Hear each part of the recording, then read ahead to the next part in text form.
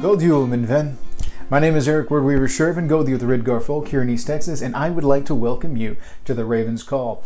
This is our Yuletide special.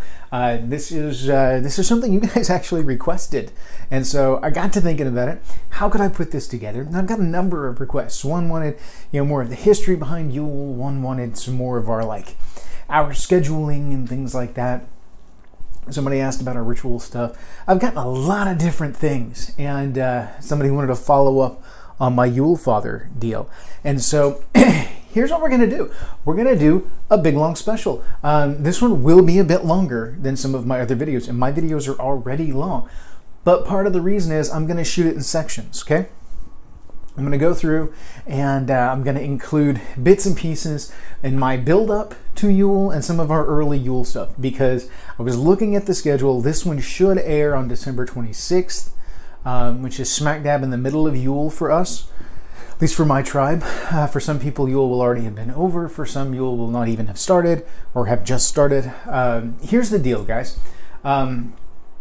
Yule's a funny thing. People have wanted, and this is all the introduction bit, I'm going to do these in phases and chunks, and so we'll segue from this into something else, Back to point, Yule's a funny thing. Historically speaking, Yule is one of the big three that we have actually recorded in the records as far as this happened.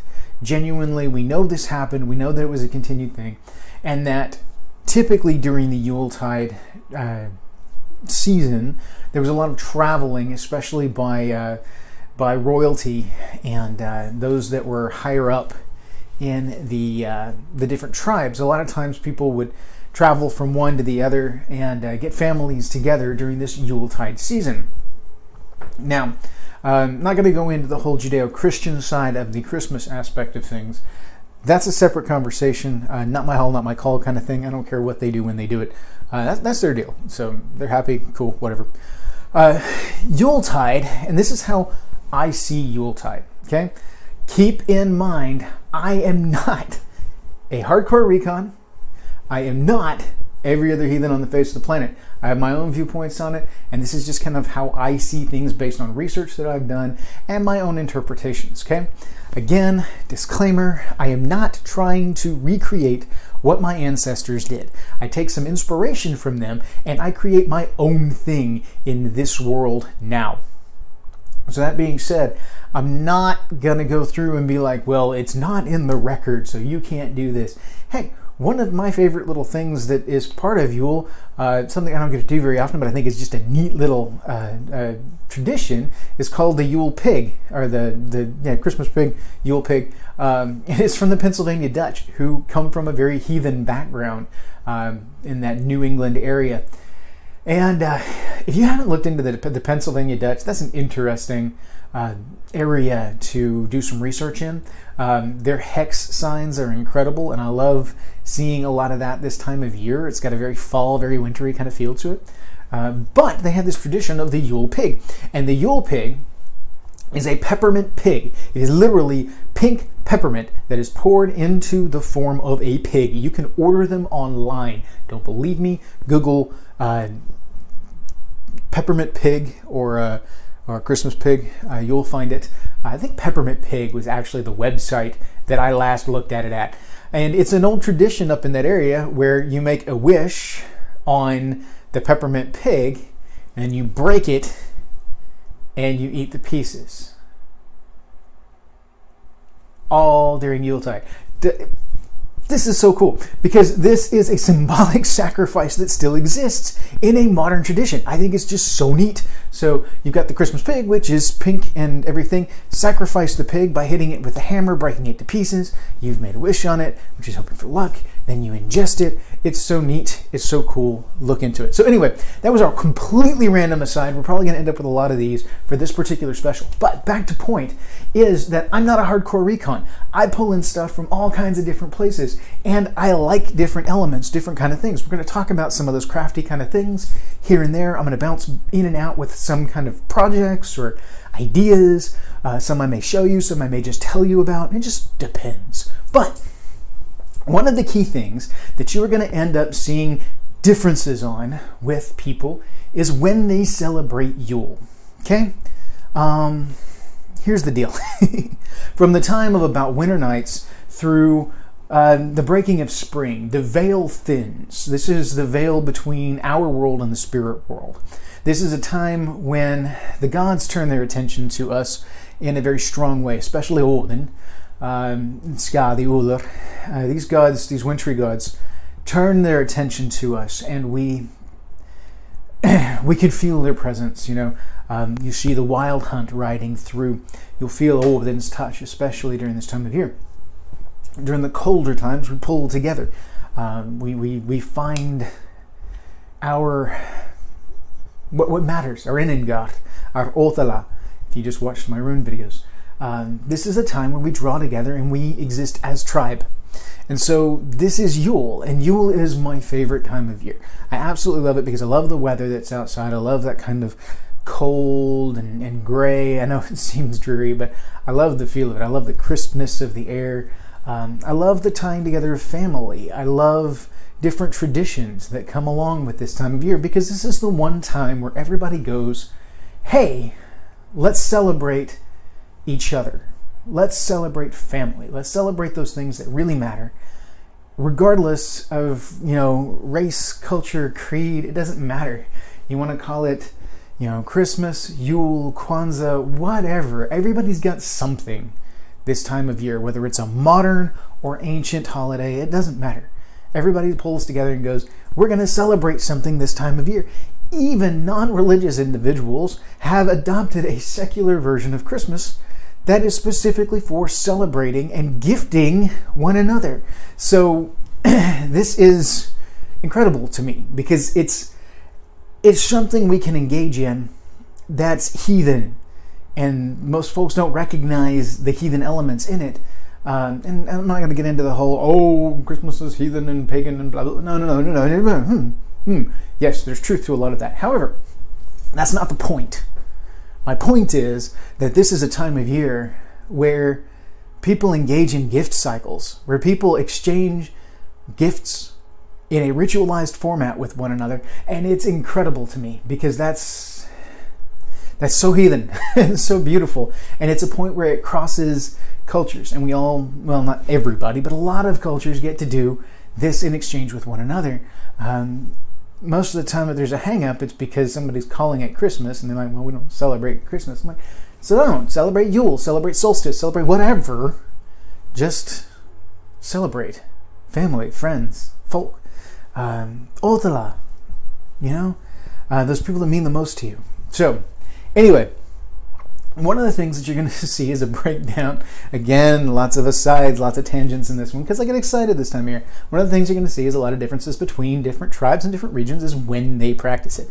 Historically speaking, everything that we can see leads to Yuletide being a 3-day festival, wherein there was a lot of travel going on, like I said before. People going to visiting families, especially royals moving around, those that were in landed gentry kind of things, moving from homestead to homestead during the holidays, exchanging hosting duties, as it were. Now, if you look at some of the sagas and things like that, it doesn't boil down exactly when Yule is. Some people want to tie it to the solstice, which, okay, I don't care if you want to tie it to the solstice, that's fine, because the solstice makes kind of sense in the whole celebrating the longest night kind of thing and surviving that to the dawn of the next day. Okay, kind of a Wiccan sort of thing, but it works. It's fine. If that's the context you want to use for it, then be my guest. Not my hall, not my call, like you need my permission, whatever. So, that's a version of it. There are others that build it around lunar cycles, which, historically speaking, Northern Europeans tended to use a lunar calendar as opposed to a solar calendar, which means a lot of the festivals and holidays and everything were actually built around the full moons. The month was referred to as like full moon to full moon, so it wasn't like Yule would have been during a set time every year if they were based on this. If you're using the 3-day rule of Yule, and you're using the full moon element of the lunar calendar, well, then the date's going to shift every year, and it's going to depend on when the full moon of December was, which is Yule month. And then, if that's the case, the full moon is said to actually last for 3 days anyway. The night preceding the night of and the night after is all full moon phase. So realistically speaking, the 3 days of the full moon could be a version of Yule, the way that works. Onwards.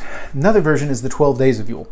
Now, there's a lot of debate, and I'm not even going to toe in on this one as far as who's right, who's wrong, etc., etc., etc., on the 12-day aspect, okay? There's some that say it's a Judeo-Christian influence from later years. Some are like, well, no, it's pagan roots that go back before that. I don't care how long you celebrate Yule for. I don't care when you choose to celebrate it. Just celebrate it. Enjoy it. Do a thing, okay? So, we, within Ridgar, do the 12 days of Yule. Partially because we just want to. I see no reason not to celebrate Yule for 12 days. So we also, this is the only holiday of the year that we set a calendar date for. Most other tribes don't do this, but we do. And I attribute this to workings that my original chieftain and I did together before he left the tribe and I took over. We start Yule with the 19th of December being Mother's Night, and then the 20th being the first day of Yule. That way we can roll right through until 12th night being New Year's Eve, and then we can start the new year off, ending Yule, and entering into the new year. Now, part of the reason that I do that is because Yule is a time outside of time. This is fairly universal from what I gather. Yule is a time that exists outside of the calendar. It is a time where traditions say to lay down your works. You should do all of the housework, all the prep work, everything you need to do before Yule. Lay down the works and then rest and celebrate during Yule, doing only what absolutely has to be done to ensure the continued progress of everything. So with that, this definitely lends itself towards the 3-day aspect of Yule, because it's kind of hard to lay down one's work for an entire 12-day period, especially in that day and age where it was very difficult to, if you didn't work, things didn't work. You didn't have vacation time to spend because things just didn't get done. And if things didn't get done, you didn't eat, kind of thing. So, and specifically that seems to lend itself towards spinning and kitchen work, women's work largely. Things that were traditionally viewed as the woman's purview. It was like, honey, take a load off, enjoy the holidays, you do enough, unplug, kind of thing. At least those are things that are specifically mentioned in some of the lore that I have seen. Lay down the spinning and do not take it up during Yule, which you could do that for a more extended period and be fine. So there's that aspect.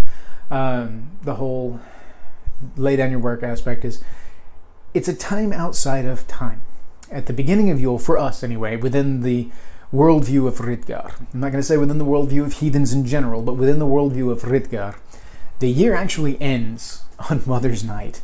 2018, put a pin in it on the 19th of December, and that is Mother's Night for us. Then we begin the tide of Yule. Now I treat Yule as a different kind of time, it's a time to celebrate, spend more time with family. I'll go out of my way to try and make these things happen. I don't always succeed because the outside world, the mundane world, doesn't understand Yule, and so they don't unplug too. So the world doesn't stop spinning. And unfortunately with my field, this is our toughest time of year. So the time where I want to unplug and be the most relaxed and enjoy is the time that things get just stupid up here. So it becomes more difficult for me. So I balance the two, juggle them best I can. One of my tribe brothers tends to take the entirety of Yule off. He builds up his vacation time and he will burn an entire 12-day run of Yule. And I'm jealous as all get out on that because, come on, wouldn't we all love to be able to do that? I think that'd be awesome. I'd go visit every relative I have.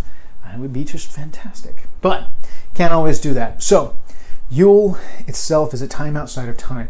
It is when the veil is the thinnest. And so on Mother's Night, the first night preceding Yule, it is the night of the moon before the first sun of Yule. Okay?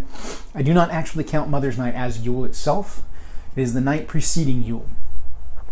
During Mother's Night, we do Disirblot. We do our blot to the mothers of our lines, the ancestral females, the ancestral mothers, those that have led us to where we are today. We honor them, we do blot to them, we do offering of some kind, and then we celebrate festival as a tribe, close-knit, just us, nobody else.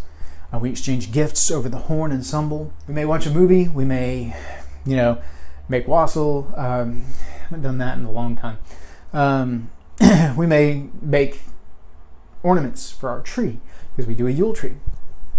We definitely exchange gifts and drink and just have a good time. Enjoy being tribe. It's a time to unplug and just be together. So that starts our Yule season. And then throughout Yule season, we will go through and try to spend as much time together as possible. It's not always easy, especially when you've got tribe members that live a distance away, but we'll do what we can, and then we try to juggle it with seeing family, relatives where appropriate, and just kind of enjoying Yuletime. And then on 12th night, which we count as New Year's Eve, we celebrate the coming in of 2019. So this is how we intend to spend Yule for 2018. It's Yule 2018 is actually after 2018 is over, but before 2019 begins. That's the way that I see things. Okay, gift exchange is huge because heathens exchange gifts. It's how we build frith with one another, and so we'll do a gift exchange over the horn during cymbal in the evening. We usually do blow to the Disir early, eat, enjoy one another's company, and then exchange gifts over the horn. We'll do that in the third round. We'll do the first round to the gods and goddesses, the second round to the ancestors, and the third round toasts, oaths, and boasts, gift exchange. We'll go in there too. Again, not necessarily a historical symbol. We realize that. Don't care. It's how we do symbols. So, meh. So that's kind of Mother's Night, and that's a lot of what we'll do with Mother's Night. Then throughout Yule, typically I'll pull aside and do blot to Olden at some point in time. It may be a private thing. It may be something where I get at least some of the tribe together. It just depends. Because I like to honor Olden during that time. Good time to do any kind of magical works you may have because the veil is so thin. But essentially Yule is about family. Whether you do it for 3 nights, whether you do it for 12. Doesn't matter to me. Spend time with family and be happy. I usually make lefse around this time of year, which if you're not familiar with what lefse is a traditional Norwegian flatbread made out of potatoes. Lefse Time's got a great recipe, and it's lefsetime.com, I think. Has a great recipe and kind of procedure for doing that. I love lefse. It's fantastic. One of the traditional ways to do lefse is to, after you've made it, to butter it, put a little sugar on it, roll it up, and eat it as a dessert. I like to put jams and jellies on it too because I think it adds a great flavor to it. I like to eat it just straight, like a tortilla, or put some meats or something in the middle of it. I've got this great little concoction that I do with smoked salmon and scrambled eggs and a little bit of maple syrup all together into this kind of breakfast burrito, all on lefse, which I love. It's fantastic. Got to make your lefse a little thicker for that though, because the thin stuff will tear too easy. It's a whole thing. Now, throughout Yule, I'm going to jump in with different sections and different things. It just depends on what's going on. Maybe some stories, maybe some activities. It all varies, but hopefully you guys will enjoy it. Thank you guys. Let's go for a ride, shall we? Hail, God Yule. All right, guys, let's talk a little bit about the Yule tree now. Now, I've got a little segment of my Yule tree that I'm going to show you guys here in just a second, but I wanted to kind of give a rundown. This is something that is it's somewhat traditional. Again, you'll see a lot of different histories on the Yule tree and what it means, etc., etc. I like to utilize the Yule tree because I use it kind of as a symbol for Yggdrasil. You'll notice that on the video that I'm going to show you here in just a second of my Yule tree, I like to utilize a lot of animal figurines to represent the Vatir. I like to think of the orbs as representing the worlds. I have a lot more than 9 on there, but that's because we like to put a lot of things on the tree. It's festive, it's bright. It brings a piece of the outside in. It brings a piece of the Vetir, a piece of that element into the house, and it brings some warmth and some light into the Yule home. And so a lot of times what I'll do with the Yule tree is we'll set it up in a key area. I like to keep it in view of the house white, so the house white in view of the house white altar, so the house white can enjoy it as well. Really be a part of the festivities.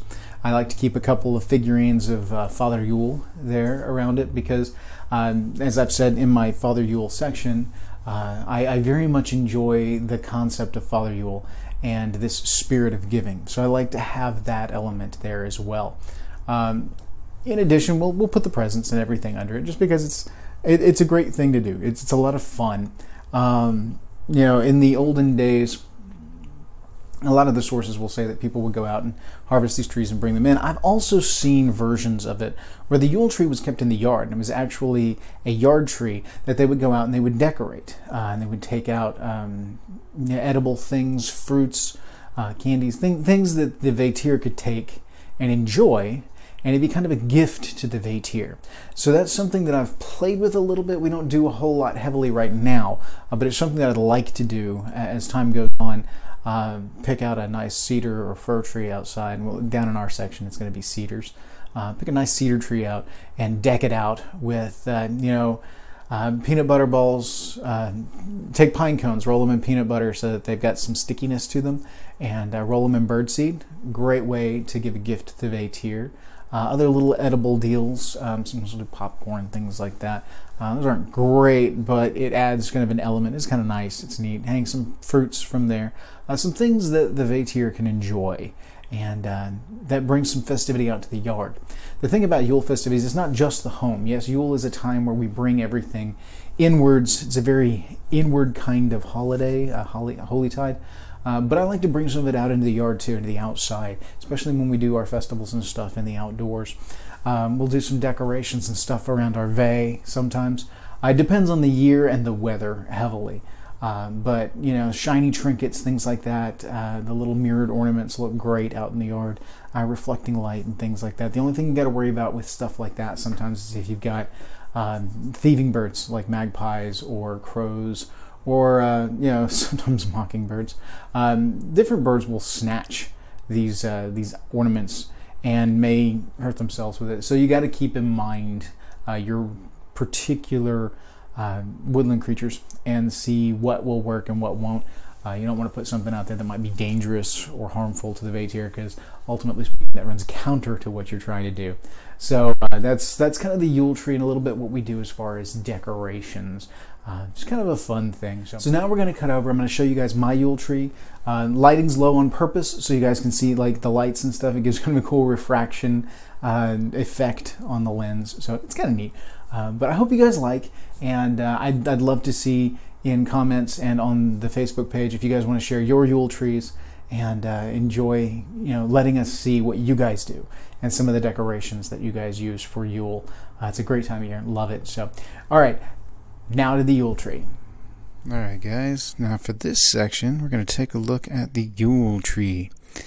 Now we've talked about this before in the office, so I'm not going to go too much detail on the backstory, but largely because everybody's still asleep and I'm trying to be quiet. I got to film when I can film, you know what I mean? But as you can see, we've got our little Yule tree set up. It's over here by our altar. Goes all the way up. It's like a 4-foot tree, so it's not a huge tree. Our little eagle at the top. You'll find a lot of the symbolism that we use for our Yule tree pulls heavily from, imagery from Yggdrasil. I see the Yule tree is somewhat reminiscent, symbolic of Yggdrasil, with the balls representing the 9 worlds, etc., etc. That's all UPG. I mean, it's not like that's written anywhere. And of course, I favor a lot of the kind of hand-carved wood elements, things like that. A lot of forest creatures are stag, and as you can see, we've got a thing for the squirrels, ratatosk, and of course bears and owls and things like that, because We're country folk, and we like our country imagery. So yeah, that is our Yule tree. Everybody's Yule tree is going to be a little bit different, if you set one up at all. And we'll talk a little bit more about that. Well, we probably already have by this point. I don't know. Editing, fun stuff. So anyway, that's the Yule tree. My little Father Yule's on the side, because I'm big on Father Yule, but we've already talked about that. So there we go. All right. One of the things I wanted to talk about this year is Yule Father. You know, I talked about him before, and we've gone through some of the imagery and everything as far as, olden as Yule Father. There are some stories, like I didn't touch on my first video, there's some stories about Frey, as Yule Father as well, as being a god of fecundity and the giving aspects, especially with the earthy kind of elements that you see in a Yule Father kind of, or Santa kind of motif. Now, I don't go for the traditional, Coca-Cola Santa. That's more, that's commercial to me. But you will see the guy, big, jolly, long beard, but more naturally built and in earth tones or royal blues and kind of furs and Scandinavian style clothing. That's more what I go for. That's the imagery I like to surround my house with, because here's how I see Yule Father, okay? And this is kind of a follow-up to that video without doing an entire one. I see Yule Father as the spirit of our ancestors, the spirits of those that have gone before, like Disir come to us on Mother's Night and bless us and bless the tribe. I see some of the grandfathers and fathers before coming in the form of Yule Father. And that Yule Father is the spirit of giving that enters each of us during this season, that inspires us to give, especially where children are involved. And it's that part of us that brings to life that spark of joy. And the reason I think they do it is because it means so much that they want to kind of stop in and visit through us and experience that giving. I think that's why we give a little bit more, is because if you've ever sent kids to grandparents, or you ever know kids that have been sent to grandparents, grandparents tend to spoil kids because they love to give, they love to put a smile on that face and then send the kid home. This is the ultimate version of that, where the grandfathers of yore can pop in and say, hey, here, and then, once Yule's over, be like, all right. And I think they do it during this time of year because this is when the veil is thinnest.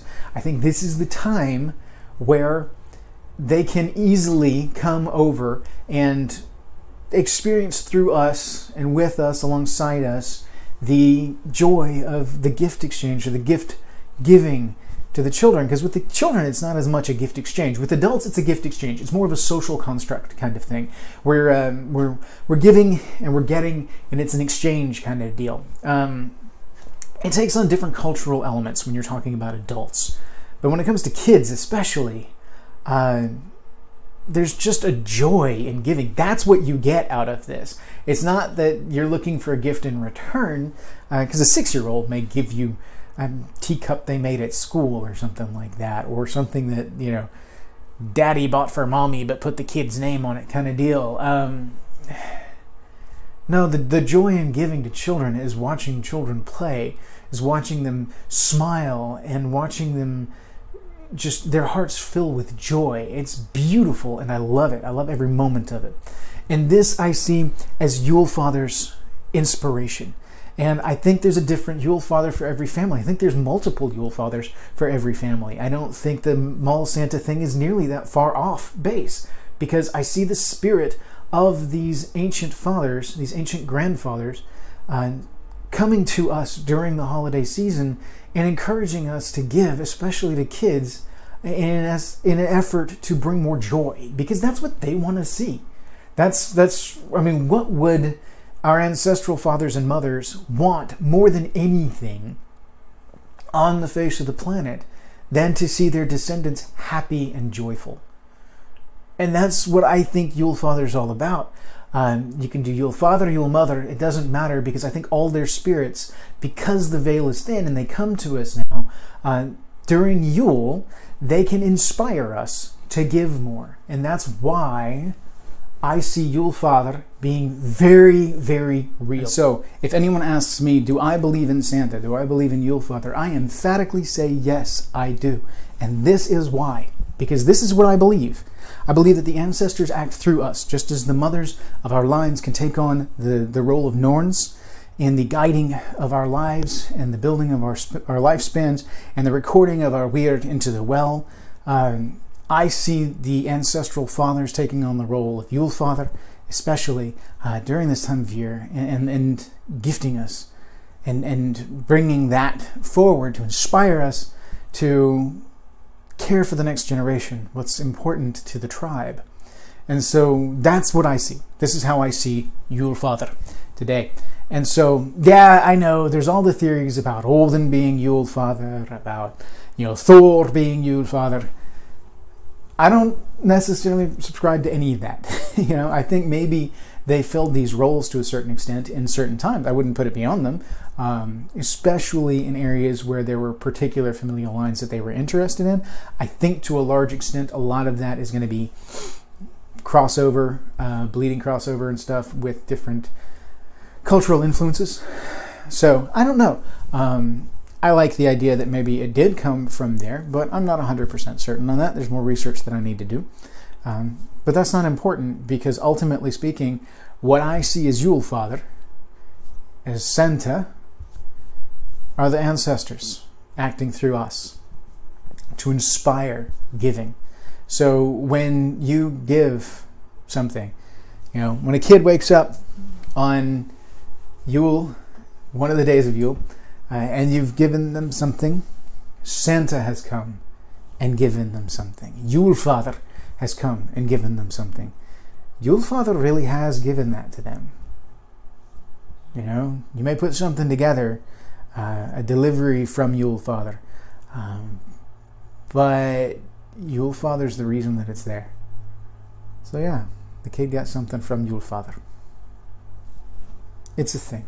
So I very much, 100%, believe in Yule Father.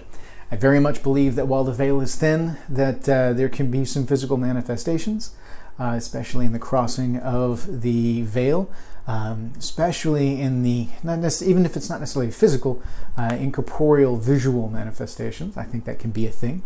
And I love the tradition of Yule Father in that it helps to teach kids gifting and gift exchange. If you haven't watched my first Yule Father video, go watch it. And I break down why I think this tradition is so great. Cliff's Notes version of it is that the act of offering cookies and milk to Yule Father while Yule Father delivers gifts is similar to offering to the gods and goddesses that they may bless us with luck.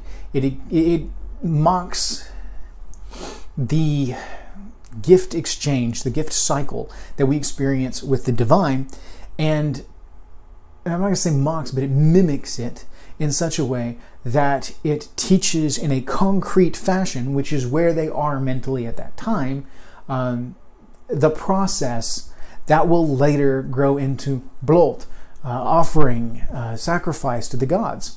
So it lays groundwork in a concrete way for a very important ritual aspect of heathenry in their adult lives. And in the same, it's a joyful experience that will stick with them, and they won't even know that they're learning these things. But it'll still be beautiful, every second of it. So anyway, that's my update on Yule Father. So I see Yule Father as the ancestral fathers gifting through us, and that it's very much real. Not a psychological thing, not a manifestation thing, not a metaphor thing. I see it as very real. Very, very real. They tickle your heartstrings and encourage you to give, which is why I think at this time of year we give more and more freely than we probably do any other time of year. That's because our ancestors are coming down, slapping us back of the head, saying, hey, appreciate the good things in life, You can't take it with you. Give to the people that matter. Build some relationships and make a kid smile. It's about family. So there you go. That just within the context, Yule Father being tied to specific lines, like there is a Yule Father for your family, just as there is for mine. There's actually probably dozens of Yule Fathers going on back to the beginning for my family, some of the more ancient ones coming down to future generations going, I want to be a part of this. And gifting, I find it very easy to believe that my grandfather, who passed a few years back, would want to visit us for Yule and encourage gifting so that the frith stays strong and the family stays strong.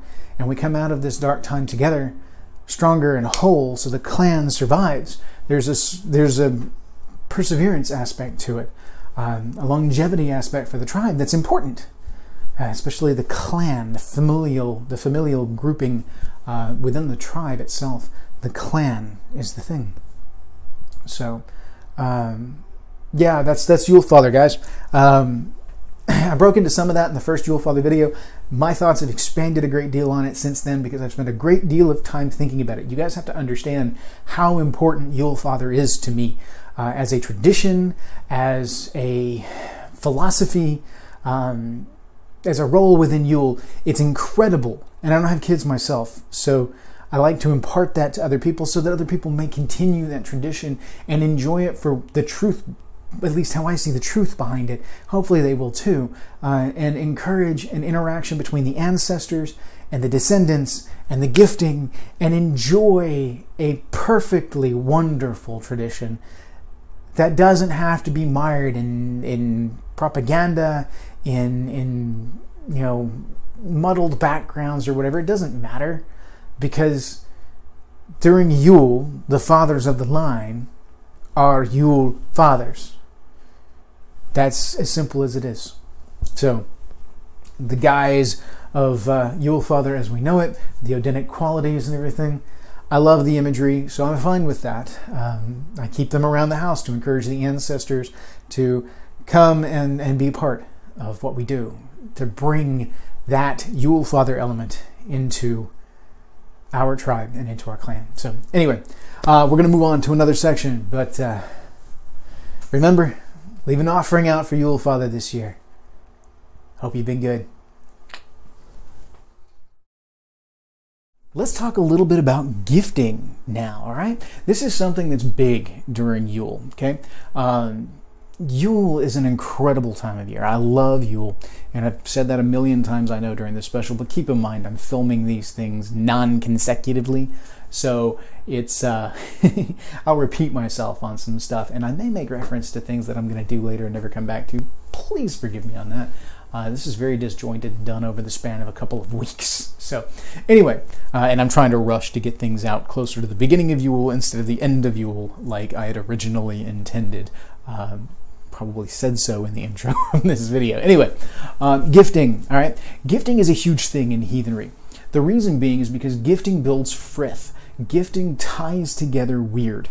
When we exchange gifts, we cement a point in time where our weirds interconnect. And the gift is a piece of us that we give to someone else, and then they give to us. Gifting is spoken of throughout the lore, in the Eddas and the sagas, and gifting comes with a certain amount of obligation, because one of the key elements of frith is obligation. When frith is established, there's a mutual obligation, reciprocal obligation between one another, born from trust in this relationship that has built up organically between people. And so when we gather as a tribe and we gift, it's a little bit different than if we gift in like a high ritual between tribes.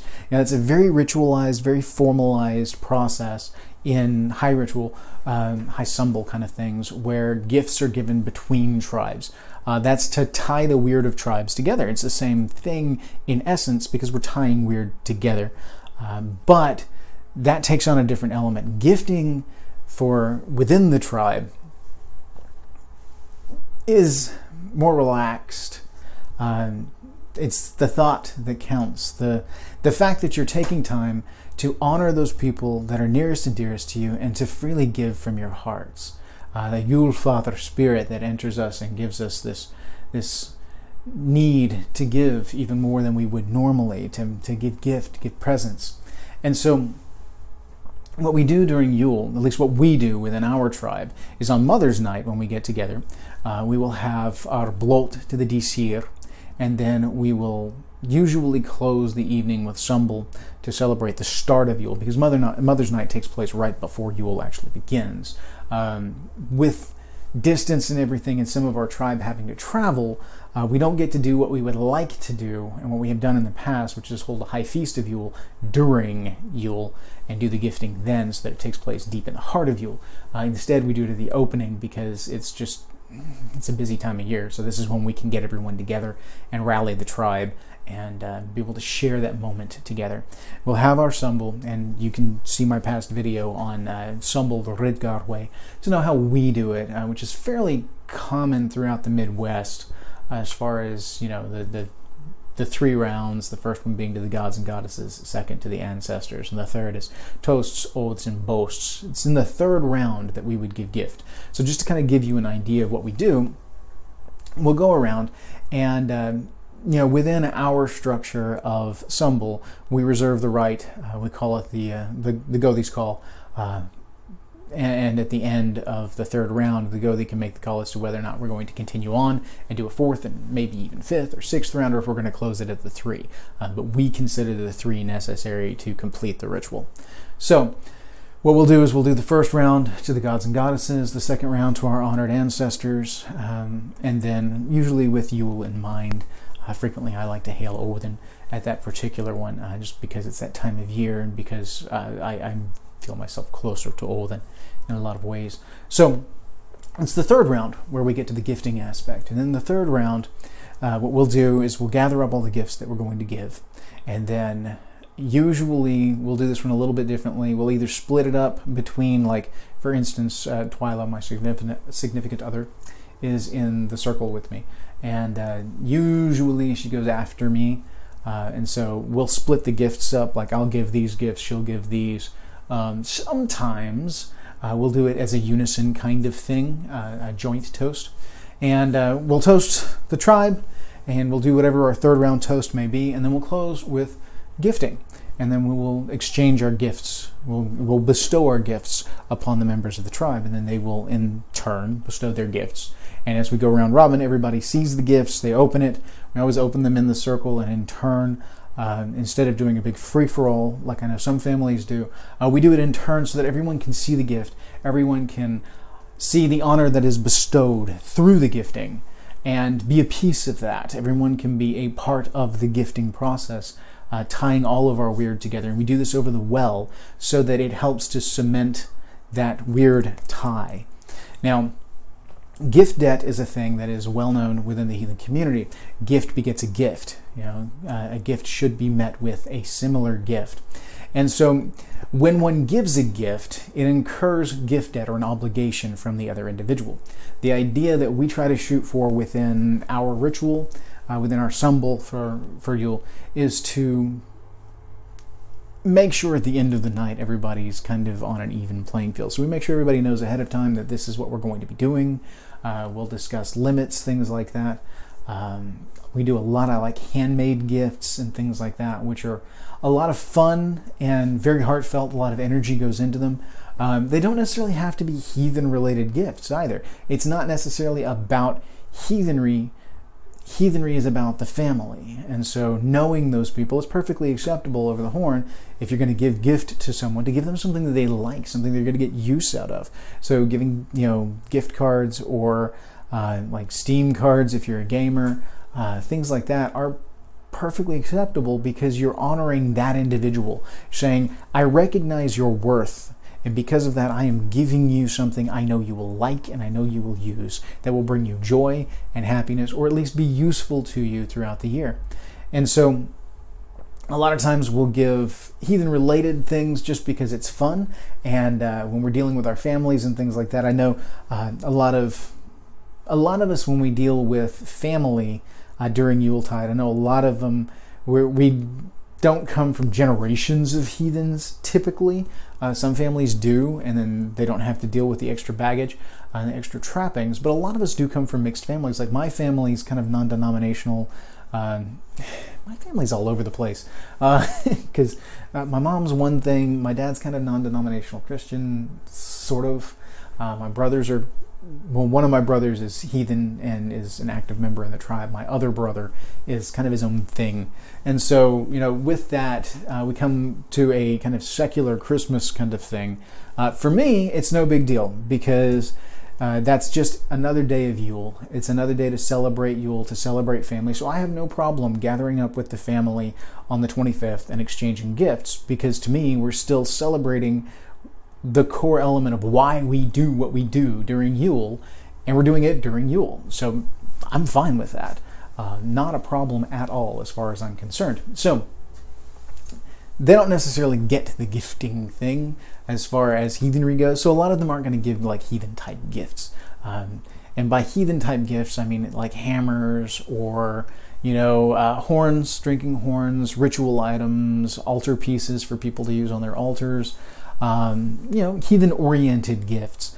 Some people's families get it and understand, and that's fine. But I do like the idea of being able to do some of that during our Yule festival with the tribe itself, simply because it's a way that we can, expand our heathen-related swag, as it were.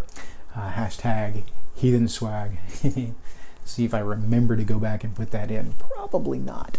Anyway, the gist on it all is that there is an obligation when a gift is given that another gift of like kind needs to be given in return. So it's important when you sit down as tribe and you do gifting to keep in mind where everybody's at. Yes, one person may be more affluent than another within a tribe, but that doesn't mean that they need to give these hugely expensive gifts. When you give a hugely expensive gift like that, you place a huge amount of gift debt on this other individual, and their gift probably won't measure up to it. That's why it's helpful beforehand to kind of discuss a rough limit on the kind, nature, or expense of the gift, with the intent in the end that everybody comes out on an even playing field in the end, because you don't want negative feelings to come out of this.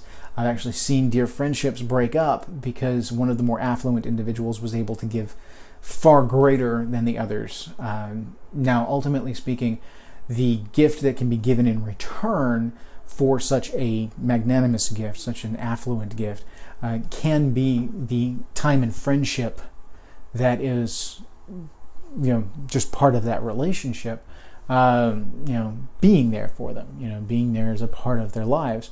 And so that's essentially what you're trying to do, is tie each other together. But an overgift can do the exact opposite. It can break things apart and drive a wedge. So it's important to understand your people and to understand where you're at. Everybody's level is going to be different, and everybody's understanding of that's going to be different. Ultimately speaking, it's not necessarily about the money.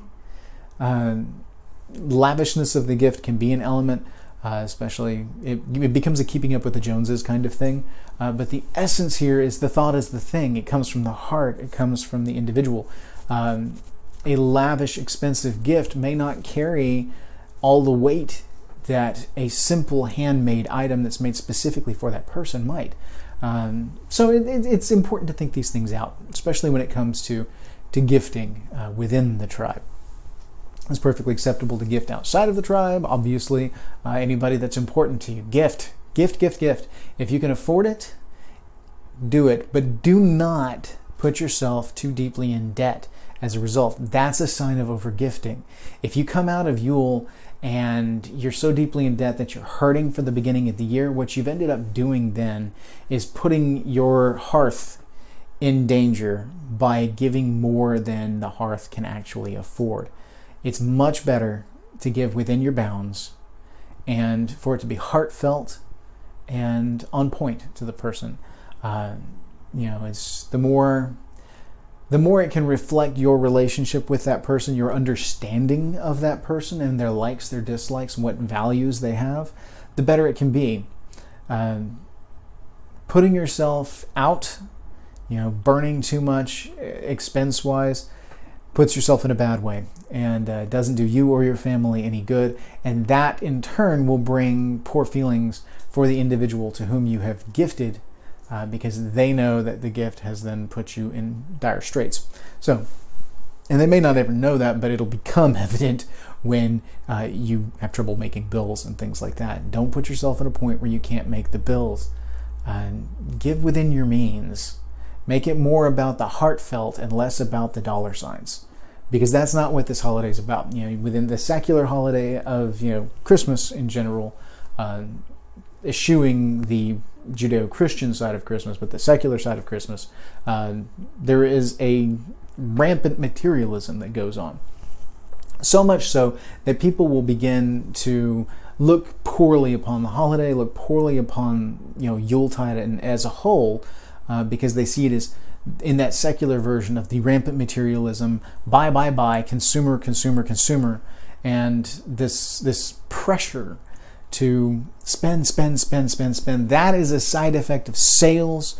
That is a side effect of advertising, because that's what these businesses want you to do. They want you to come and spend. They make a lot of money around the holidays, and there's nothing wrong with that. I mean, that's the way that works. But we as people, we as heathens, need to slow down a minute and understand that while they're doing what they need to do to line their coffers so that they can afford to survive the rest of the year, we have to be responsible. And we have to be responsible to our innengar first. Thusly, we can't overgive, we can't overstretch. So slow down.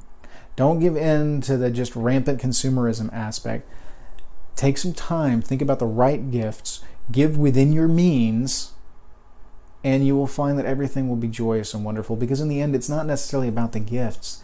It's about the family, it's about the people. I still think the gifts are important, because it is that exchange of weird, that cementing, that tie.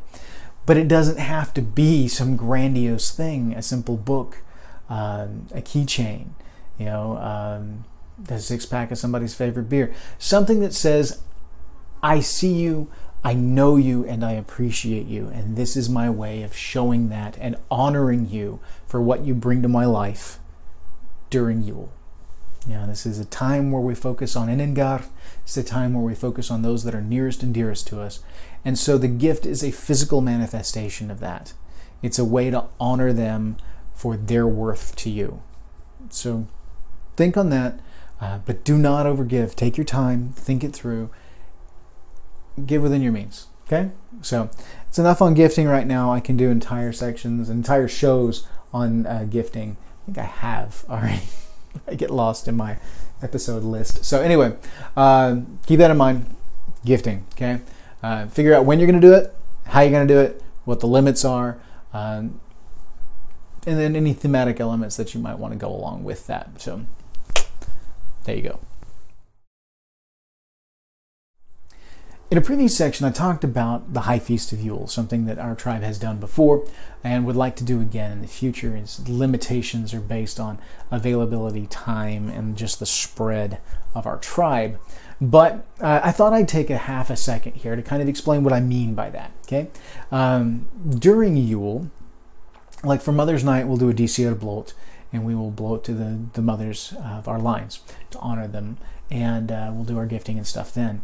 But we've had this tradition before, and we don't really have the space for it right now, wherein we would do a large feast and gather the tables up and invite honored guests to come and sit with us. And it was very formalized, very ritualized in how we did it.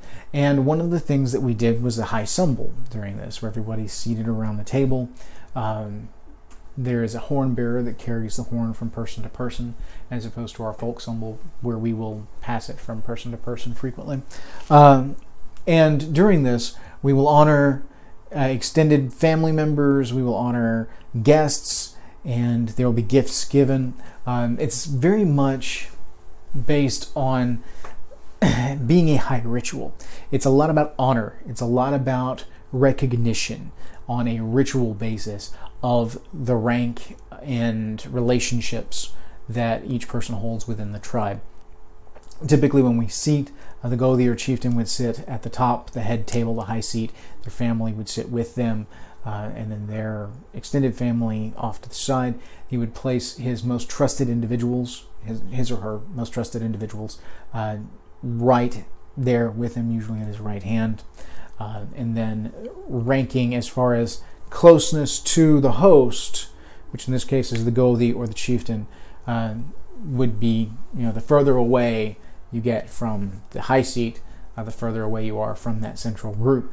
So the idea being that you've got the core, and then the next ring out, the next ring out, and the next ring out to where the guests are down here at the end of the table. That's not necessarily a bad place to be, because you are an honored guest and therefore are recognized for that. But that kind of a seating is seen a lot in high symbol, high feast kind of situations. And the reasoning for that is because it's a way to bestow honor and recognition upon those members of the tribe that do hold a higher rank, that have earned that recognition and proven their worth through their dedication. So gifts are frequently given during a ritual like that. We usually do everything mostly up around the table. We will, of course, work in a bloat, sacrifice, feigning, whatever it is you want to call it, during that feast preceding, at least the festival around it, because we do it as an entire festival day culminating in the feast. We'll do a bloat usually to Olden. During that time, we'll set out an ancestor's plate, which we like to put in the middle, because we'll create a U shape with the tables, and then we'll put an ancestor's table in the middle where we put food out, mementos, trinkets, whatever that remind us of our ancestors, to invite them in to be a part of this particular ritual. And then, of course, when it comes time for Sumbel, everything's done at the table. The lady at the hall usually bears the horn around the circle, and it goes in that order of recognition, so that it's to the honored individuals and then out to the guests, so that all can be a part of the ritual. So anyway, that's just a brief aside to kind of give you an idea of what I mean when I'm talking about High Feast of Yule. It's something we've done before, something we would like to do again, but the limitations on space and timing in this modern world make it a bit more difficult. So, but that may be something that you guys want to play with and look into. It's a chance to put on finer clothes, to really do up a good, strong Yuletide party, and to have a ritualized way to honor the tribe and to show recognition of the value and worth that each member brings to the tribe. So there you go, guys. High Feast of Yule. Here's another tradition that's kind of neat around Yule time. This is the tradition of the Julebuk, or the Yule buck. It is actually a goat that's made typically out of sheafs of hay or straw of some kind. Depends on where you're at, what it is. It's typically straw. It's the same thing. I think technically it boils down to which kind of grass you're using. Anyway, the gist is you take these things and break them up, and leave them in lengths that you can work with. And usually you can make them either that big around, or you can make them smaller. It just depends as far as like the neck, the body, legs. And you'll take bundles of hay and in the lengths that you want, and then stick them up into each other and then bind them, usually with a red cord. Red is frequently used just because it's very symbolic of Thor. And this is a great tradition that you'll find still is in use in Sweden, Norway, Iceland. You can find pictures of great giant Julebuks that they will do. And then frequently I see these sacrificed during Yule to the gods as kind of a thank you and a symbolic offering in hopes of blessings in luck for the coming year. It's the same concept as a puppet or some kind of idol in that vein. A lot of times when we're doing like Odinic sacrifices, we'll use the same kind of concept to make a straw man.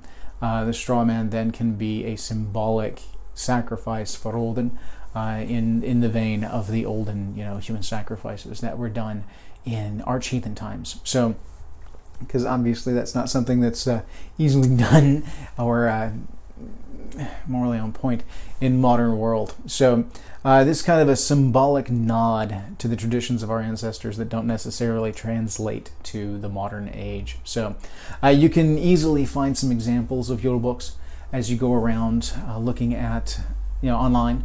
or in some of the other Facebook groups, things like that.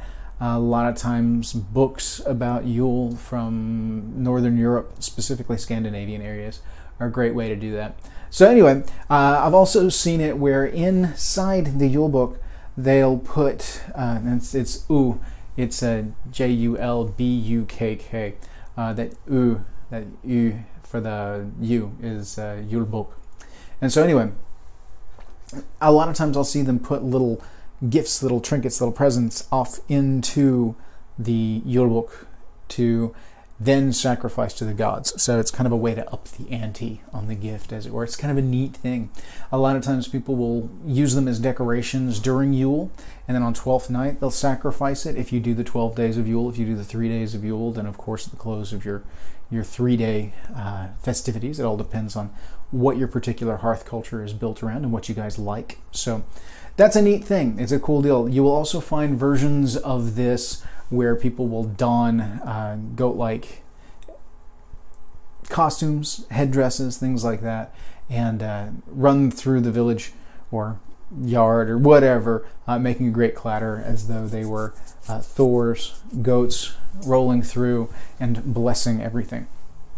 Because it's that time of year when you're going to find references to the Wild Hunt, which is Odin's ride, and we'll do a little section on the Wild Hunt here in just a little bit. And then this is a similar thing where a procession can be done with the Julbuk. And sometimes they'll actually carry the straw goat around with them, scaring away the more baleful wights, the spirits that are not welcome, and then utilizing that as a big show of, scare away the bad, invite in the good, honor Thor by recreating this. Similarly, some of the imagery that's used with the Yule book is in reference to Thor and his journey to Utgard Loki, wherein he takes when he meets with the farmer, and when he takes Thjalfi and Roskva as his kind of apprentices, in payment for the fact that during the meal, it said that Thor would slay his goats when they were, low on food, didn't have suitable sustenance. He would slay his goats, and they would feast on the meat of the goats. He would lay out the skins, and then he would pile the bones in the skins, and with the express instructions that the bones were not to be damaged in any way, shape, form, or fashion. They could eat all the meat and send you whatever they wanted of the vitals of the animal, but then the bones themselves were to be kept intact. Loki is said to have influenced young Thjalfi to snap one of the femurs and suck out the marrow. It's a tasty treat. And so the young boy, not knowing any better, does so. He's encouraged by a god to do so, so he does. And trickster Loki at this point, this is before he goes betrayer Loki in the later portions of the lore.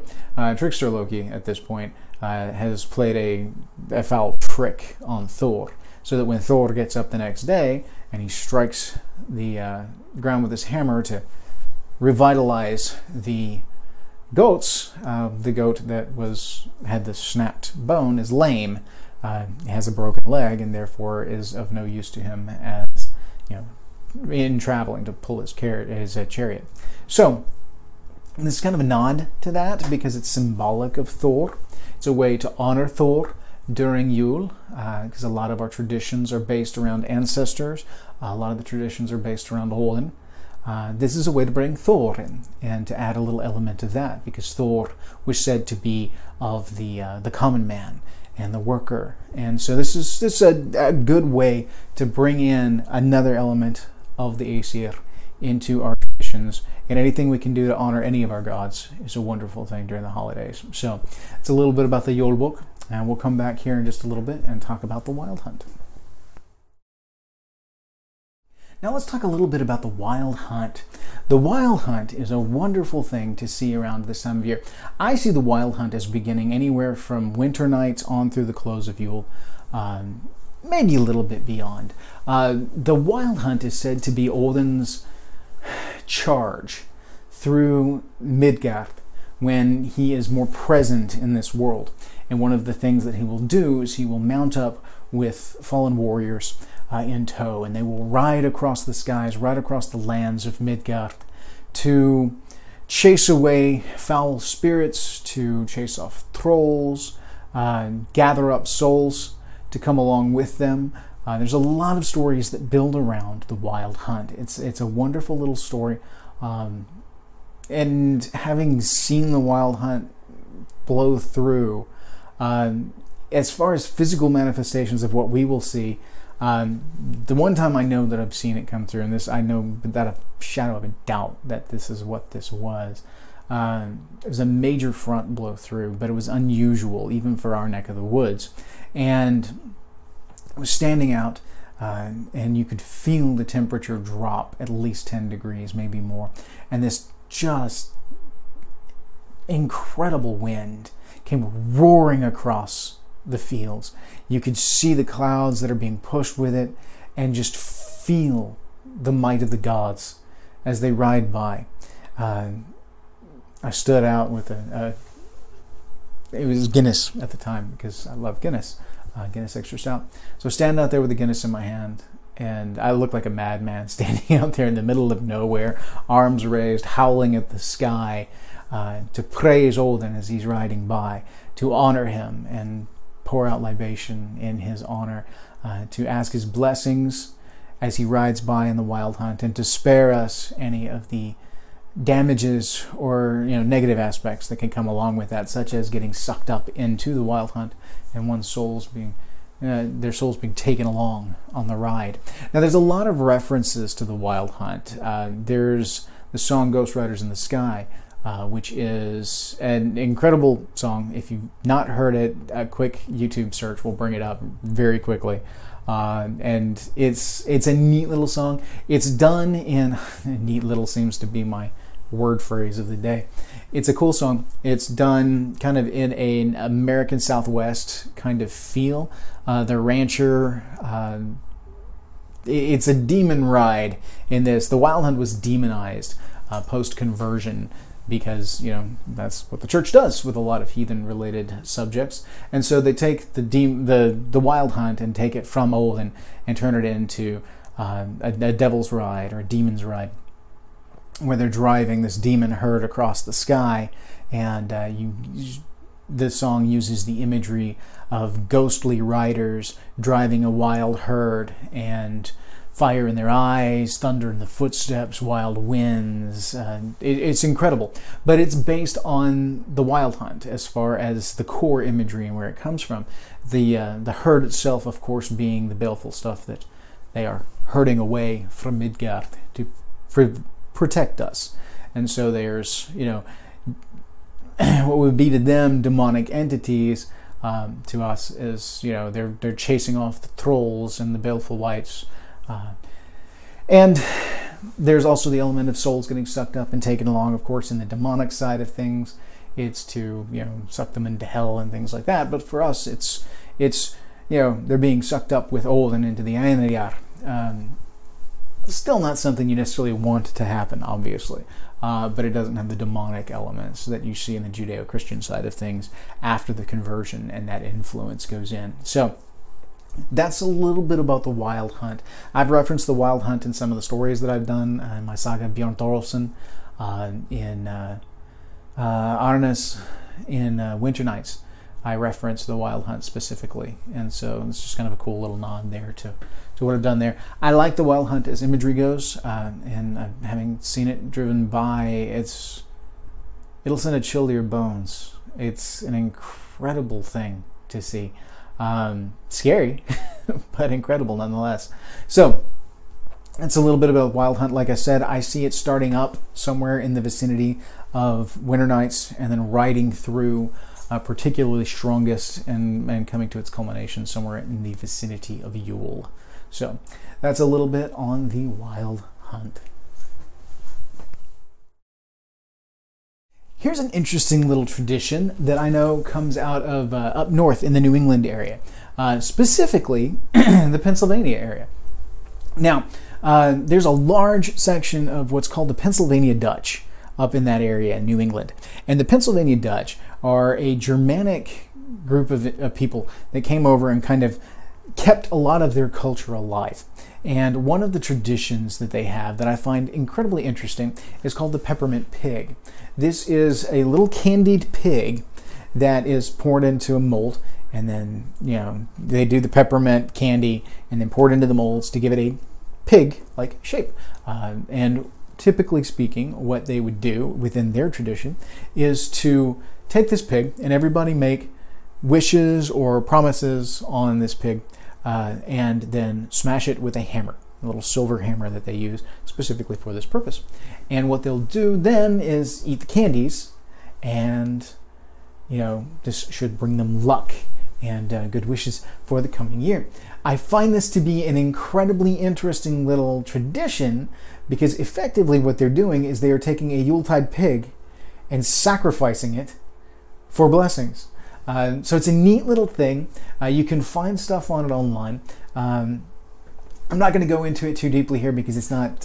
It's a specifically Pennsylvania Dutch thing, and so it's not something that there's a whole lot of literature outside of that. Obviously, we've got tons of stuff on sacrificial boar and things like that. But as far as this specific tradition of the candied pig, it's just kind of a neat little thing. We've kind of played with some of those subjects and some of those elements in the past. Not something we really do now. Just kind of lost focus over the years.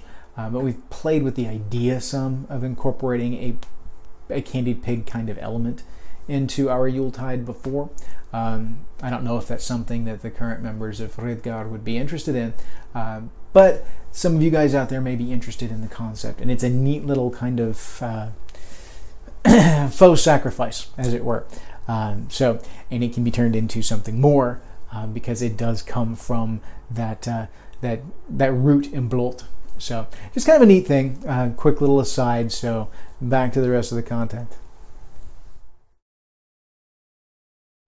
Let's talk a little bit about media real quick, okay, guys?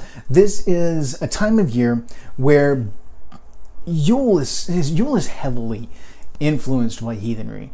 Christmas is heavily influenced by Yule. That's what I mean by that. Yule is heathen. Yule is a time of year where we see an influx from the secular side and from the Judeo-Christian side of things, of like movies and music and things like this. And it can get frustrating because you just want heathen stuff during Yule. You want to heathen it up a bit. And let's talk a little bit real quick about some of the things that are out there that still maintain heathen elements but may not have the overall heathen trappings aesthetic that we're used to. It's important to be able to find these things so that you can continue to enjoy those stories, those movies, the music that you've enjoyed your entire life, or maybe not, if you're one of those that just doesn't care for that kind of thing. But think hard on some of the stories that we've heard. Now, I'm not going to heathenize the Judeo-Christian side of things. Okay, that's their own deal. Judeo-Christian Christmas, though arguably at the wrong time of year in order to celebrate their Christ figure's birth, research shows that it was probably at a different time of year. It doesn't matter. This is when they choose to observe it, and we should respect that. That is their holiday, and we don't need to try and trump that. You know, let them have that, and let us do us. You know, not my hall, not my call. If that's how they want to do things, cool. We don't need to try and change that or throw our aesthetic on top of their stuff to try and steal it away and whatnot. That's not. Don't get caught up in that, okay? But on the secular side of things, you will find movies that have very strong heathen elements to them. Okay, one movie that I particularly enjoy around this time of year is called Rise of the Guardians. It's a more recent movie that's come out. It's an animated movie. Follows Jack Frost and these other embodiments of the holidays. You've got Nick, who is basically Yule Father, the Easter Bunny, and you've got the Tooth Fairy, things like that. And on the surface, it looks like just a fun kids movie. But I watched this movie in theaters and was just filled to the brim with childhood glee by the time it was done. Because ultimately what it comes down to is it talks about, at its core, the importance of fairy stories, the importance of these traditions around the holidays, around, you know, these different holy tides that we respect. Yes, it is built on modern secular versions of these holidays, images that have roots in their specific cultural backgrounds, a lot of heathen stuff, because a lot of that was translated over after conversion, such as the bunny with Easter, and Father Yule to begin with.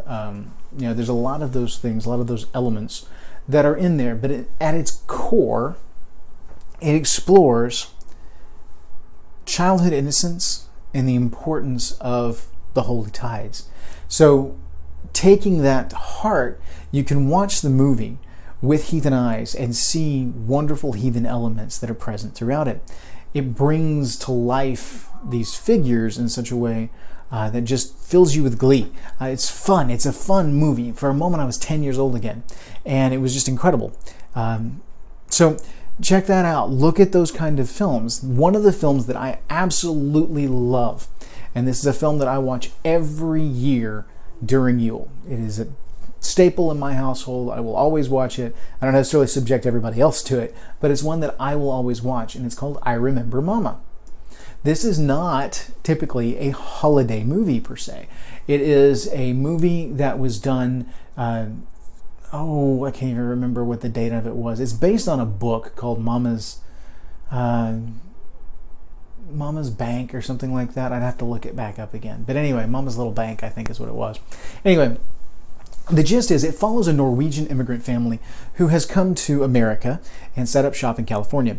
This is a black and white movie, and is done in that old style of movie where it's very heavy on the characters, very heavy on the storytelling elements of it. It's very character driven, and it focuses on this family in a very slice of life kind of way. And we take sections of their life, and it'll jump around in time a little bit because it's obviously jumping through chapters of the book.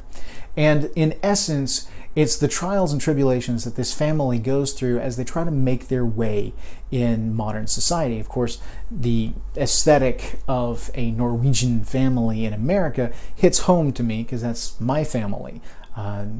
We haven't been in America all that long now. I was born and bred in America. I was born and bred in Texas. So I don't get to claim that I'm like a Norwegian child type thing. But it's my grandfather and his family, that kind of thing. It's a look into that life, but at its essence, at its core, it's about family. It's about Innengarth. The entire movie is about Innengarth and valuing that which is most important to us. It's like a movie that embodies the Othalarun. It's that immaterial wealth that is so important to us. The entire movie's based on this back and forth with the little bank and never having to go to the big bank to make a withdrawal. It's about making do with what we have and finding out what's truly important in life. There's elements of sacrifice. There's elements of gifting, self-sacrifice for the betterment of the family. There's gifting amongst one another and the value of those gifts, and appreciating tradition and family in ways that modern movies just can't get. These old type movies tell stories in ways that modern movies just can't do, and it's incredible. I absolutely love the movie. You need to watch it. Okay, you need to find it. It's not streaming anywhere. It's too old for that, but you will find discs. You can order them on Amazon. I get it in from Netflix periodically. I do have a copy at the house. It is mine. But it's out there. You can find it. It's called I Remember Mama. And it's told from the point of view of the eldest girl. And she wants to take up writing and is telling the story of her family kind of thing. There's wonderful characters in there that just leap off the screen because the actors did such a wonderful job. Thick Norwegian accents. It's incredible. It really is. And the central character of Mama is just an incredibly powerful woman, incredibly deeply moving story. There's something in there for everybody. It's the kind of movie that when I sit down and put it on, people look at me like, what are we watching? And yet, by the time we're done, even Twyla was like, I going in, she's like, it's kind of slow, and I don't get why you feel this is a Mother's Night movie or a Yule movie. And then by the time we're done, she's like, okay, I get it. I understand. Because it's deeply moving, and you get sucked in, and you're there. It's a longer movie, as older movies tended to be, before we got into the bite-size, hour and a half chunks that were highly marketable, especially during the 80s and 90s. So check it out. I Remember Mama. Definitely worth a look. You can also look at those old stories of like Frosty the Snowman. You can look at Rudolph the Red-Nosed Reindeer. A lot of these things that are, ostensibly not heathen stories, but there are heathen elements in there. And then a fun game to play with the tribe is to sit down with these old movies, with these old stories and these cartoons, and watch them together as a tribe, and then as a tribe figure out the heathen elements that are in there. Make a game of it. Who can come up with the different themes and the different elements that are in the movie? And then in turn, it can be kind of a teaching thing for those younger members of the tribe, or those that are less initiated into the ways of heathenry, to be able to look through and say, well, here's gifting, here's self-sacrifice, here's a focus on Innengard, here is, don't give in to the materialism, but focus on what's truly important, family, folk, friendship, these kind of things. The Innengard is so huge during Yule. And most Christmas movies, especially on the secular side, that's the core element of them. It's about Innengard. It's about the family. It's about those people that matter the most to us. It's about not getting lost in the heartless elements of the modern world, which are cold and calculated to sell you things, but instead focusing on the warm, deeply important things in our lives, and then coming to terms with that, coming full circle. Similarly, a lot of movies that focus on Santa. I'm a big proponent of Father Yule, as I did another section in here on Father Yule, and you'll find that I've done an article or two out there on the net. I even have an independent video that was one of the first ones I put out that was Father Yule, Yule Father. And it's an important thing. It's the spirit of giving that is so important this time of year. I love to bring those movies in and be able to look at the heathen elements that are still there, that still peek through, because people don't realize how much of everything during Yuletime, regardless of what they call it, is influenced by heathenry. A lot of heathen roots are still there. Now, don't get me wrong, there's other cultural influences as well, especially Judeo-Christian after conversion, but there's other elements as well, other cultures that have had influence on the secular Christmas in general. There's still a ton of heathen stuff out there. Just got to look at it and see. The music's kind of the same way. Fun little thing on music, if you find yourself humming along to a Christmas tune, one of the secular Christmas tunes, it's beginning to look a lot like Christmas, for example. It's a neat little song, especially when you get down to the looking at like community and the coming of the season, things like that. Very festive, very bright. There's one hang up. There's that whole word Christmas in there that kind of takes it out of the heathenry thing. Well, if you're going to sing along, thing about music is that it's based on beats and syllables. It's not based on words specifically. So you can swap out words that have a similar sound tune, but specifically that have a similar syllable count, especially where accent on syllable can be put in to fairly well match. So for instance, most songs that use the term Christmas can be substituted with Yuletide, because Christmas, Yuletide, both two syllables, and plugs in fairly well. So if you're singing along and that's something that bothers you, just sub in Yuletide and you'll be fine. You will find really quick that if you just kind of match it with the beat and roll with it, and interestingly enough, that will open a door for you to look at these songs and see that there are elements to them that are very, very heathen. Take, for example, one of my absolute favorites, and this is Yogi Jorgensen.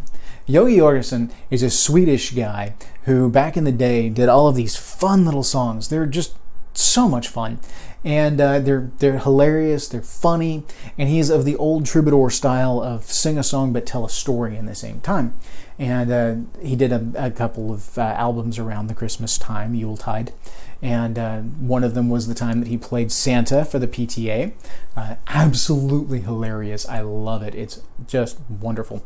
Jingle Bells, which is Jingle Bells, but it's the Yogi Jorgensen version, which does not turn into this, blissful little ride through, on the one horse open sleigh. It's a terrifying thing that is absolutely hilarious. It's like we decided to hook up and do a one horse open sleigh and we will ride through, and it was horrible. So it's a wonderful song. Most of those can be found on YouTube. But looking at these songs, a lot of them focus on family. A lot of his songs, it's about family. It's about the fun and zany, crazy things that can happen around this time of year. Because regardless of what you call it, it's about family, it's about friends, it's kith and kin.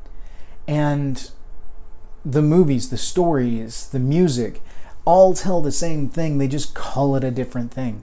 So there you have it. There's tons of stuff out there for us. It's just not, saying Yule. It's not saying Olden. It's not saying all of this.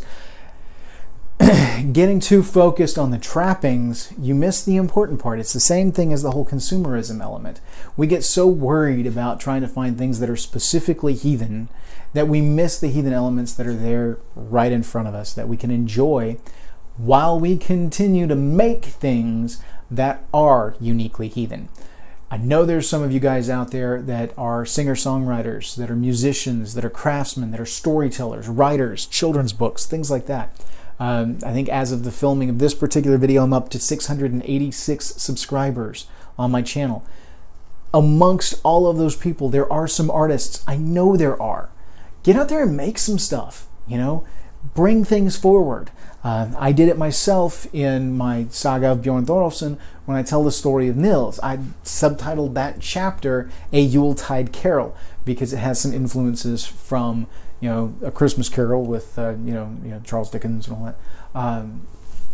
There's some absolutely wonderful things that you can do with your own works to bring in heathen elements.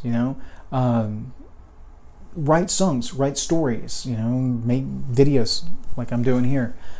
Make content and put it out there. There's a need for it. There's a want for it. So fill it. Get out there and do. One of my great friends, Hawk, over in California, he's a wonderful musician. And it used to be a thing. Every Yule he'd send us whatever Yule song he was working on for that year, and we'd get to demo it there in the house. And he'd go very different ways each time that he did it. And just some great stuff came out of that, and I loved hearing it.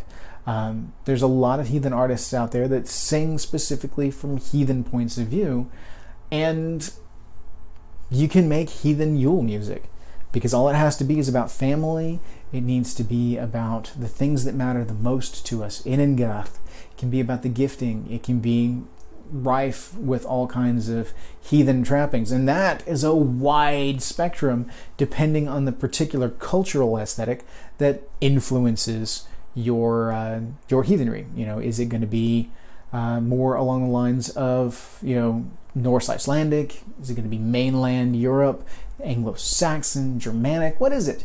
Find those elements, bring them up there. Anyway, the gist of this section, because I've gone on way too long, is there is plenty in the media that you guys can look at, you can enjoy, and can be a part of your Yuletide to bring a little bit more merriment to it and a little festivity. So don't throw it out just because it's secular Christmas or because it doesn't say Yule. Look deeper, find some stuff in there, and I think you will find that you can be happy with a lot of it. Not all of it translates. Some of it's bubblegummy, schlocky, meh. But some of it really does have some deep value, and the imagery goes way back. So there you go, guys. There's media out there. We will continue to make media ourselves. So learn to love what's there. Look for the heathen in it, and then figure out how you can add to it with things that are uniquely heathen and uniquely you. All right, guys, that's going to wrap it up for our Yule special. Okay, I know a lot of it took place here in the office with me talking about different elements of Yule. I was kind of rushed trying to get this out. The idea behind this video is I wanted to give kind of a snippet, a little insight into how we do Yule, and to give some of the, not necessarily backstory on Yule, but kind of how we do Yule, because I know a lot of you guys are newbie heathens.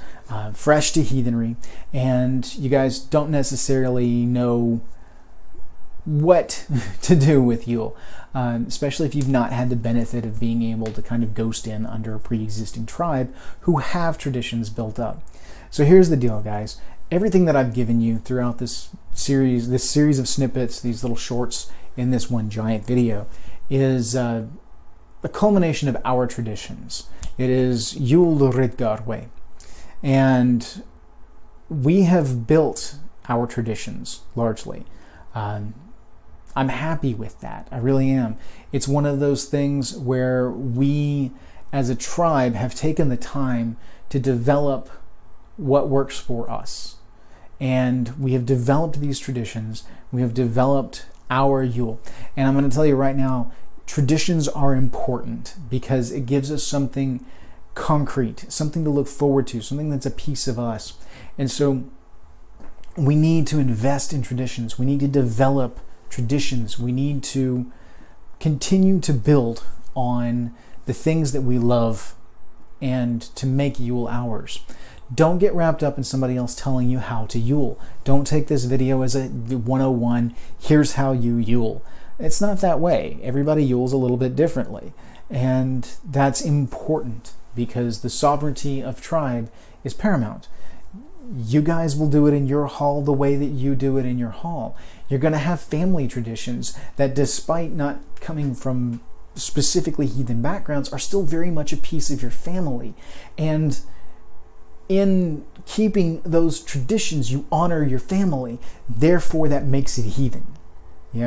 Aside from stuff where you specifically go out and honor gods or deities that are not, heathen per se, even then, that's your call. It's your house. It's your hall. I'm not going to tell you not to do that. I'm just going to say that takes it from heathenry into whatever that particular deity's sphere is in that element. So, but regardless of all that, the traditions themselves are pieces of us. The traditions are important. Now, if you have a tradition of sitting and drinking hot cocoa on the 24th, waiting for the 25th to gift with family, if you do Father Yule, or you call him Santa, whatever, and you leave offerings out to Father Yule, there's gifting the next morning, all of it taking place within Yule. There's nothing unheathen about that, because you're focusing on family. You're honoring your family. You're honoring those people that matter the most to you, your kith, your kin. You are upholding traditions that have been alive in your family for generations, and that's a beautiful thing. That is a very heathen thing to do, even if it's not wrapped up in the religious side of things, if it seems to be more on the secular aspect and has traditionally been called Christmas traditions. It can be your Yuletide tradition because you're honoring your family, you're making that a part of your heathenry, and that's hearth culture. That's important. that's tantamount. I can't express enough how important traditions are, and the repetition of ritual. Those things become rituals, and the ritual itself is designed around strengthening the bonds of frith within a family, to strengthen those family ties, and to celebrate Inengar, to celebrate family, to celebrate kith and kin, friends, family. This is the essence of Yule. This is the essence of heathenry. So Yule is a time that exists outside of time. And this is where we get to unplug just a little bit, to smile and to celebrate those people that matter the most to us in the ways that bring us joy and bring us happiness. Don't feel like you have to give in engage in specific traditions that aren't you. I mean, that doesn't honor your family. That doesn't honor the tribe necessarily. You know, if you feel like you're doing something just because you're going through the motions, then it's not meaningful. And everything during Yuletide needs to be meaningful. That's the essence of Yule. Yule is from the heart. And this is a point in time where we unplug from a lot of the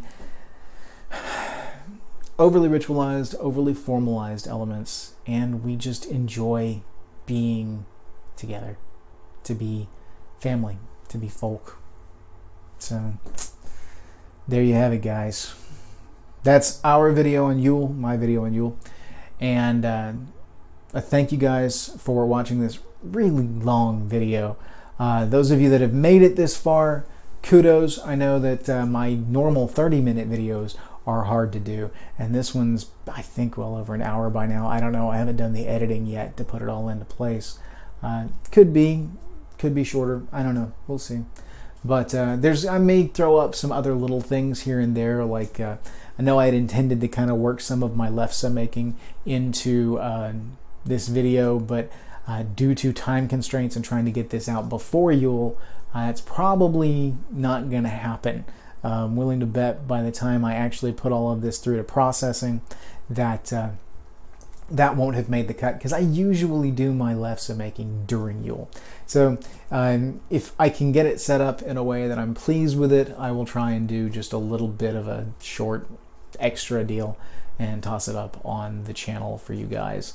But I'm kind of racing the clock on this one to get some stuff out there, as is requested by some of you guys that really wanted something before Yule began. So again, my tribe celebrates Yule from the 19th through the 31st. Well, technically the 20th through the 31st. 19th being Mother's Night, which precedes Yule, opens Yule, as it were, thus giving birth to the first day of Yule on the 20th, and then our 12th night that we celebrate on the 31st, simply because we like the way that it bookends the year. And so, from our tribe to yours, may your ancestors smile on you. May the gods bless you. May your kith and kin always be near. And may your holy tide be wonderful. God Yule, min vän. God Yule.